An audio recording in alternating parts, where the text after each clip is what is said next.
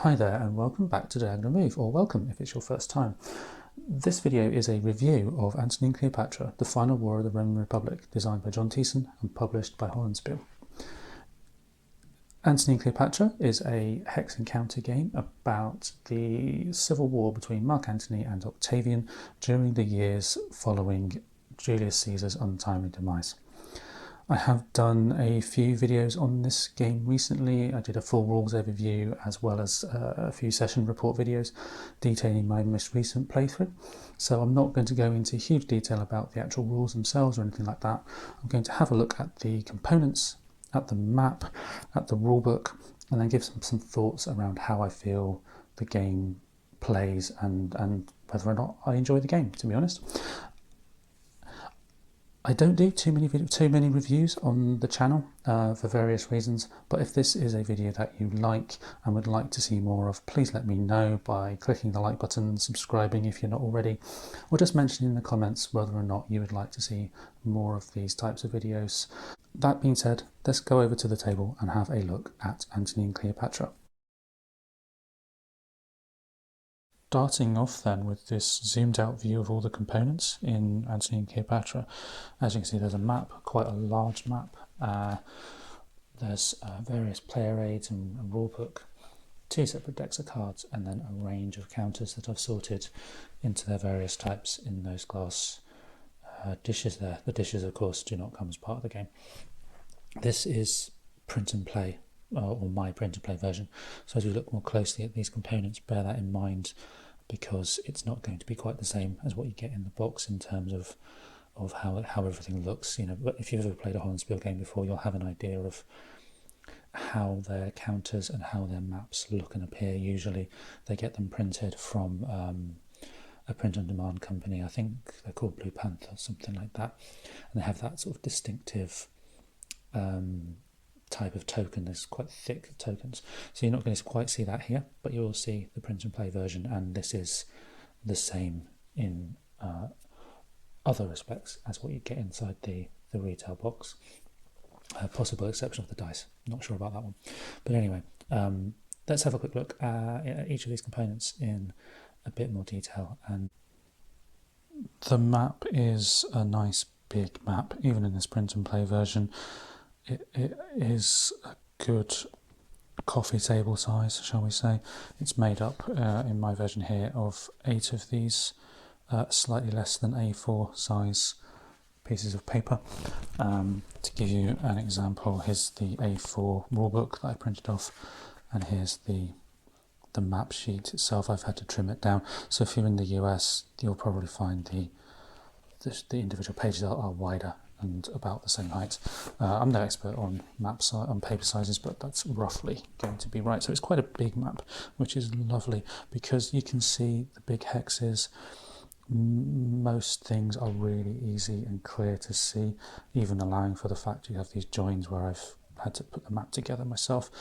The important features on here, the ports like Athens there, and the province or the region name and their resource value. Again, it's very easy to see. It's quite clear where the pale blue hexes, which are the coast, become the sea, which are all the darker blue areas. Have the sort of like rough terrain here, which are these small hills, and then the mountains. The tracks are also very clear and easy to see. I'll have to pan over just a little bit so you can see that a bit better. There we go. The tracks are clear, easy to see. Everything's nice and big. The counters fit nicely on the hexes. Really, really nice map. The map, of course, covers the Mediterranean. You have sort of the eastern half of the Mediterranean, from sort of Sardinia over to Israel and Syria on the right hand side there. So it's a lovely map, really nice map. One thing that isn't on here is any kind of terrain key, which is quite interesting, and there are a few places where a little note as to a relevant rule would be handy. For example, just here in Cyprus, which isn't actually labelled on the map as Cyprus, but other places are. There are two hexes, these two hexes, and I think it's this hex, which, if they're occupied, they cannot provide the resources needed to build boats here in Alexandria. So little things like that, which may or may not have helped with ease of remembering the rules, that is, are perhaps not on the map where maybe something could have been placed on. There are fairly sizable chunks of the map that don't get used that much, or at least not in the games that I've played. The land hexes, perhaps, if I again zoom over a bit, where we see all that rough mountains terrain just here. I haven't yet really had a situation where any of my forces for either side have gone to those areas. So I just wonder whether some of the map looks very, very nice, but just doesn't feature that much in gameplay. But overall, though, it's a lovely map, a really nice example of how to do a clear, easy to read, attractive wargame map. Moving on to the counters, there's a fair number in total, not huge volumes. I mean, we're not talking a monster war game or anything like that here, but there's a fair number for each side, representing the different types of ship, whether they're light squadrons, heavy squadrons, experienced legions, regular legions, and auxilia. There's some cavalry in there. We do have these leader tokens in the name of Mark Antony, Cleopatra, Octavian, and Agrippa here. And there are various markers such as plague and fortresses. So there's a few different things going on, a few different unit types. In terms of the quality of the components, very hard for me to say in this print and play version, but I've raided another Hollandspiele game of mine just to show you the sort of counters you would normally have. Obviously the print and play one is here, and this kind of thicker, more matte finished counter from Meltwater actually is there. So that gives you an indication of the sorts of counter you're going to get in Antony and Cleopatra, but obviously I can't say if that is exactly the same thing.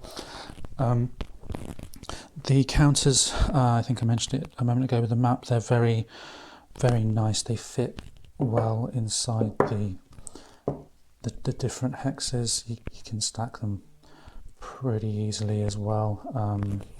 Particularly if these counters are anything like those ones I showed you from the retail version of another game, they stack really nicely because of how thick they are. There are a few things in here relating to the counters, just to highlight really. There's not really much difference between many of the counters. For example, the heavier squadrons there versus the lighter squadrons on the back, there's just a dark side and a light side, so to speak, in terms of the counter. No factors, no strength point markers, nothing like that. The way combat works suggests you don't really need it, and where there is a difference, for example there with that experienced legion, you have a little dot just to signify there's something different. In terms of the different unit types, there's not a huge amount of difference between any of them. The regular legions and the auxilia, which are, if I can find one, they are these white counters. There's really not much difference between them at all, apart from costs to replace them during the game. Equally, the squadrons, there's very little difference other than a modifier one way or the other on retreat before combat tables.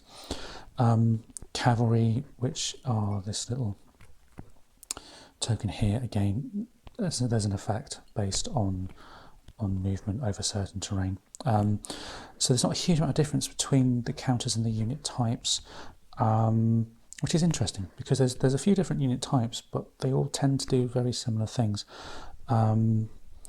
So I'm not 100% sure how I feel about that. Obviously I'm used to playing games where different units do very different things, or they have very different and important effects, such as movement over rough terrain or combat ranges or whatever. So it's quite interesting that these are so similar in many ways. That being said, though, they are very functional counters. They are very clear to see, even in my print and play version when my printer was having an off day. and they fit very nice on the map, which is very important, as I'm sure you know. There are plenty of counters. These admin markers, very rarely need all of them, which is great.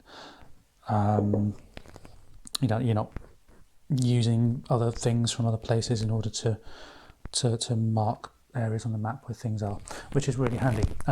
However, the one thing is worth pointing out is stacking.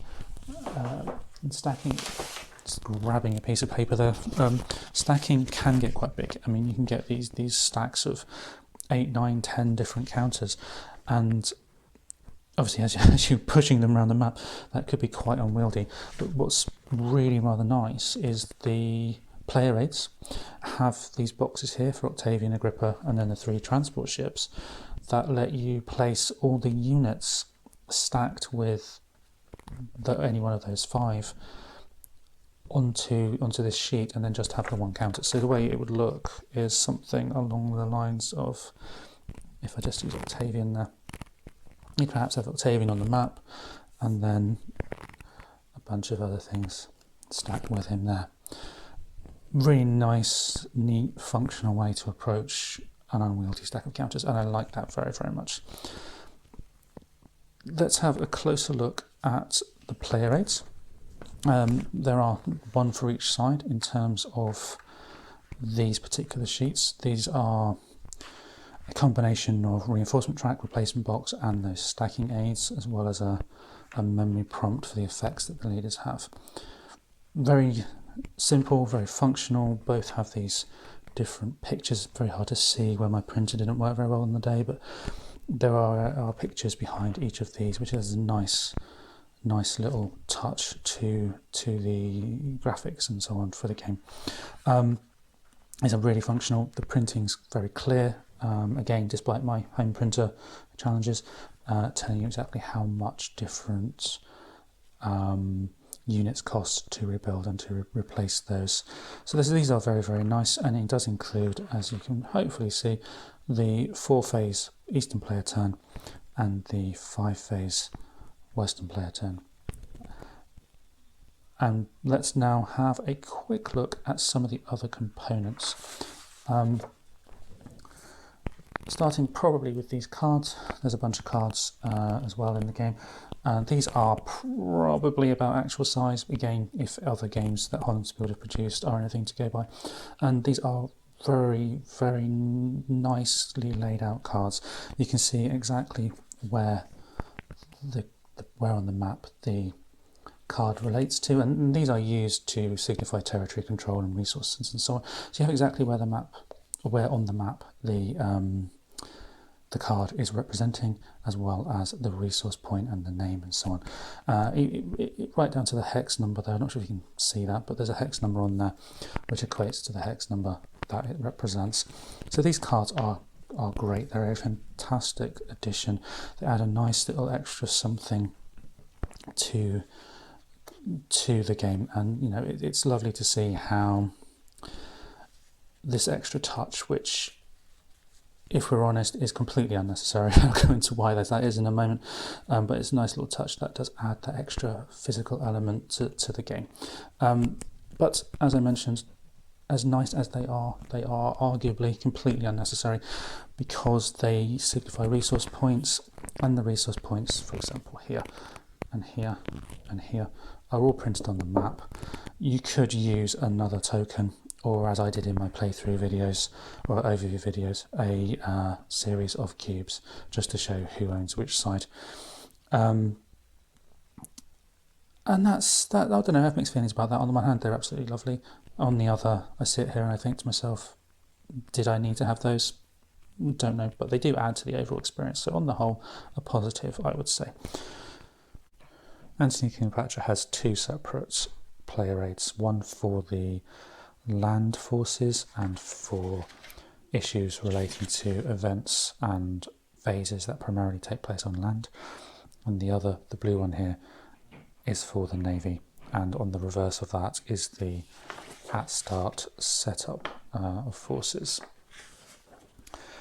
The player aids feature quite a lot of tables, as you can see. There is a separate CRT for land combat versus naval combat. There are tables for a great many little things that you do in the game that I'll come on to more onto the rules in a moment. But each of these little tables is a separate process or a separate element of the game that you need to do a die roll check, or you need to add a modifier on for something. So there's quite a lot, but once you get used to them, they're pretty good. They're not too bad at all. Most things are listed apart from one or two little things which again will come on when we look at the rule book. But on the whole, it's very clear, very easy to read. There's some nice little touches like the artwork where there's little spaces and so on and so forth. The setup is interesting. It gives you an idea of the different forces on each side.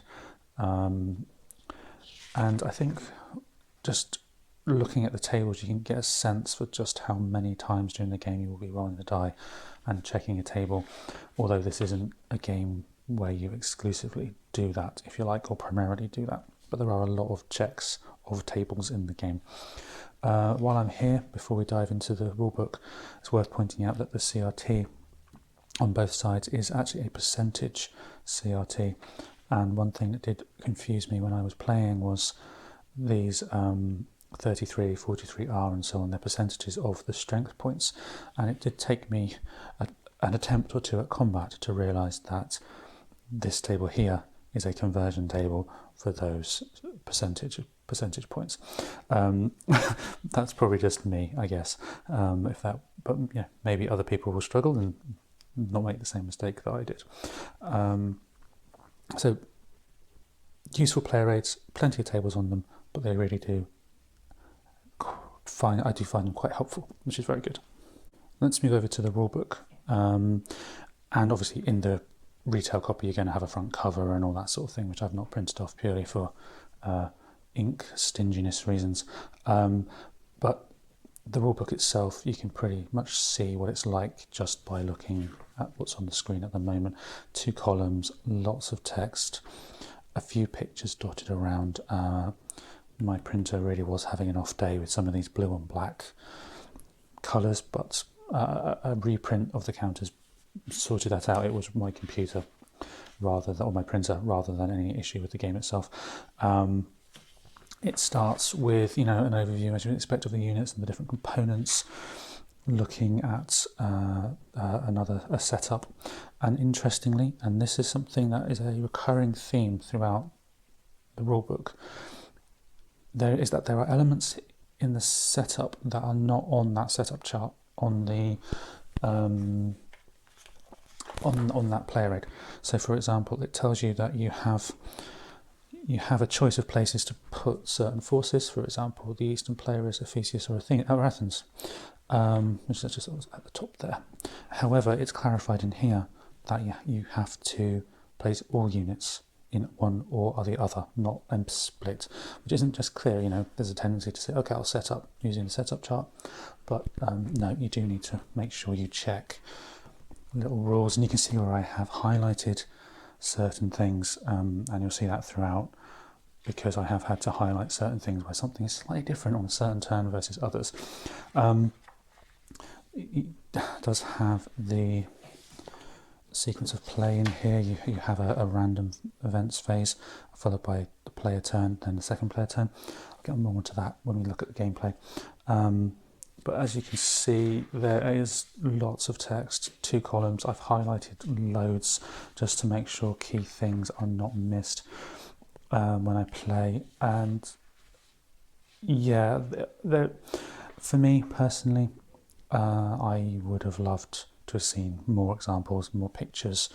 I learn in a much more visual way. It's a very almost traditional, dare I say, rulebook in the sense that you have the columns and lots of text, but it does make it challenging to learn. Everything is in here, as far as I can tell, which is great. And when you read, they make sense. There's nothing particularly ambiguous. There's very little in the way of forum comments at the time that I was learning this game, regarding clarifications or FAQs or anything like that. So everything is pretty much in here. It's just I'd love for it to have been set out a little bit more user-friendly, shall I say. But if you've played any Hollandspiele games before, you'll know that this is kind of the standard Hollandspiele rulebook. In terms of issues where, not necessarily issues, but little things I wish were mentioned on the player aid chart, we have this here is the attrition element of the game where you have a plague marker. Super important. It does lots of things. DRM on certain die rolls, as well as a hex shift in combat. But the only place it mentions about that hex shift in combat is here in the rulebook, and it doesn't say it at all on the player aid. As far as I can see anyway, and I've looked a few times, but we have a +1 DRM for plague, but here in combat there is no equivalent note around the column shift. So when you learn this, you do just have to be careful that you're reading through the rules as you go, because there are lots of little things and not all of them are repeated anywhere else or noted anywhere else. So let's have a look at the gameplay. And the only place it really says in one clear table, the full sequence of play is just here, where you have a random events phase, then a storm check, an invasion check, first player turn, second player turn. Each of those player turns is broken down into separate phases, and they are slightly asymmetrical in the sense that the Western player has an additional phase to deal with. So it's a random events, then I go, you go, and everyone does the full set of phases for their side before the second player does the full set of phases for their side. You'll be moving stacks around the map, as you can imagine, mostly following the coastline, for reasons I'll come on to in a minute. And in order to win the game, you need to reduce the enemy's what's called prestige points, which, if I just move the map, benefit of a print and play map, this prestige track down to 0. I do go more into the rules in the playthrough videos I've done, the other games in the series. So I just wanted to highlight a few really interesting things about the game. It is really clearly a hex encounter, but what I find is that these units tend to stay around the coast, because when you come to things like supply, land hexes are unsupplied unless you have what's called a supply unit, of which you only have one. So this supply unit. So for example, if you were here, you could take that off and that would be supply, but then you have to rebuild it. And that sort of simulates the challenges of getting large amounts of supply through land regions during the time period in sort of 30 BCE kind of time. And so much of the action is going to take place around this the coastline. And there's some interesting nuances, like how supply works, in the sense that supply does not go into these landlocked hexes at all, unless you have this dotted line here, which is a dedicated supply train, or you can remove that supply unit. And that leads to some really interesting decisions about where you place your squadrons, which are these ships here, because they block supply around the coastline.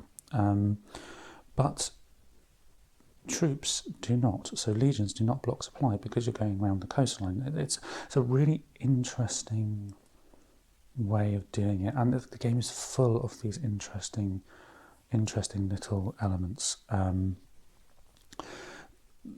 Leaders are interesting. There are 4 in the game. You have Antony, Agrippa, Cleopatra and Octavian, and these will stack with other units. They'll provide a column shift for certain things, maybe an effect in the case of Cleopatra regarding how the ships work. Really nice flavourful touches to the game, because mostly you're going to have large stacks of units moving around the coast. A little bit of combat here, a little bit of combat there, moving on to the next area. Dotted around the game, there are certain other things you need to bear in mind, and I'll just take the benefit of taking a map sheet off my board. You have what's called the off-map garrisons, Now this relates to the Western player only, so that's the red player. And this is the Troubles phase. And because Rome has forces or legions garrisoned around the rest of Europe, the Western player can take legions from elsewhere in their empire to fight in this part of the empire, but that does reduce that trouble that off that garrisons track.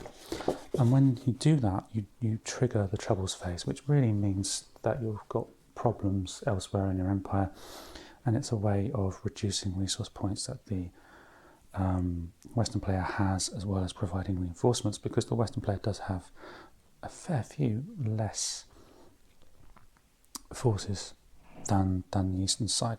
Very interesting way of doing it. The experienced legions, which are these legions with a dot there, they count for double in combat, but they cannot be rebuilt. And the only way to get them onto the map is for the Western player to use that ability to take map unit those legions from elsewhere off map, if you like. So tons of little things. I think I mentioned earlier the Cyprus is the supply point for Alexandria, and you can't build boats if there are enemy forces in and around Cyprus. The attrition happening during summer as well as during winter, that's really interesting, and I'm assuming that relates to the heat of the region. It's just a really interesting game. Okay, I've gone through what's in the box. I've gone through, roughly speaking, some of the key points of the gameplay. Hopefully enough to give you an overview. So what do I think of the game overall? But I think I've mentioned throughout, component-wise, the map is the star. It's fantastic. I hope you can see that on here, even with this PnP copy. It's a fantastic map. Really, really well done. The gameplay is very interesting. It is a hex encounter game. It's moving stacks of units, fighting combat, performing supply checks. But there's interesting quirks to it, interesting tweaks to that system, that idea. And I really like that. That's really good. It's really adds a flavourful touch to the game. It's not just a hex encounter game. Because there are no strength points listed on the counters, I mean, when you first look, you think, oh, okay, it's just a little picture of a boat or whatever. But the fact that there are no strength point markers, there's no combat factors, it makes combat really quick. And there is a lot of little things in the game, which I've mentioned on and off. But the fact that there are no combat factors means it goes quickly. Many things are checked on a table, which is fine. It helps speed things up. But what that does mean for terms of combat is perhaps you lose some of the flavour of the differences between the types of units. So the legions versus the auxiliary and the experienced legions, the cavalry don't really seem to do much that would be unique to cavalry. And so it does lose a little touch of flavour for being abstracted like that, although that does benefit gameplay. Lots of components are checking a table, and again, that really helps in the sense that it speeds things up. This is a game that in theory you could play in an evening, I would say. It'd take a few hours, but you could do it in an evening if you were dedicated, or in an afternoon.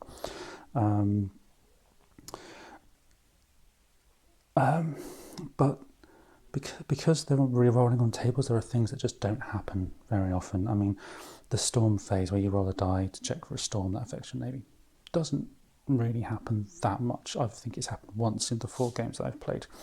The invasion check to see whether the Illyrians and the Dacians come on, or the Parthians. Again, I think it's happened once in the 4 games. And so there's really interesting elements that just don't happen very much because of the randomness.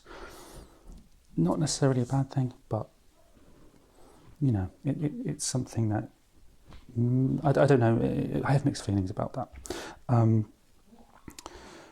The combat is interesting. It's quick and simple, but the way you're going to get most of the victory points, or you're going to inflict the most damage, shall I say, is actually through defections, which is a specific phase. And I've realised now that I probably didn't mention it earlier, but defections, which is phase B, when somebody has 5 points or more difference in this defection track, so let's just pretend for a moment that the red player is here and the blue player's down here, there's that gap.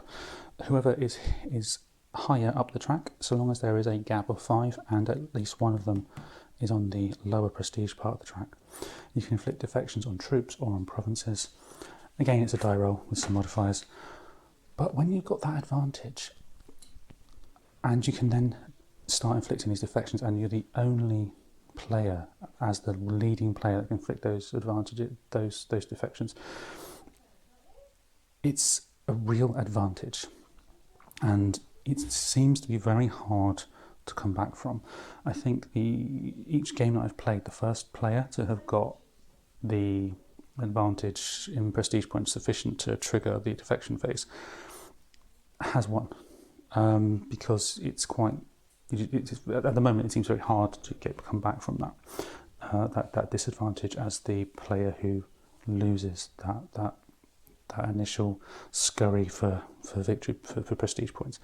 And again, I don't know how I feel about that. That could be related to the simulation aspect. Obviously, these historical games do sometimes have a more simulation focus versus a quotes game focus. And that's fine solo. Not sure how I'd feel if I was on the receiving end of that multiplayer. I don't know. But it's an interesting concept, it's an interesting mechanic. As with many hex encounter games, 4 playthroughs is probably not enough to really get under the skin of all the nuances in the game. I mean, there's as I mentioned earlier, there's all these hexes which don't seem to be used very much or haven't been used very much, and it's entirely possible that I just haven't come across the strategy required because I haven't played it enough. And so there's tons of nuance, tons of possibilities to explore in the game, and that's brilliant. That's really good. Okay, so long story short, this is a great game. It's really, really good. It is a game I will come back to several more times as a minimum, because it's relatively quick to play. It's relatively straightforward. On the negative side, there are lots of little things that you have to remember, which could have been more clear. And there is that element of, once you've took the advantage, you tend to keep the advantage, in my experience.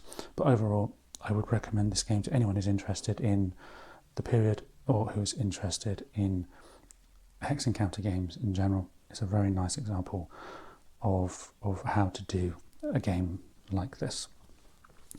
Thank you for watching, and if you've liked the video, do click subscribe. Let me know if you want to see any more of these sorts of videos, as I mentioned, and I'll see you next time.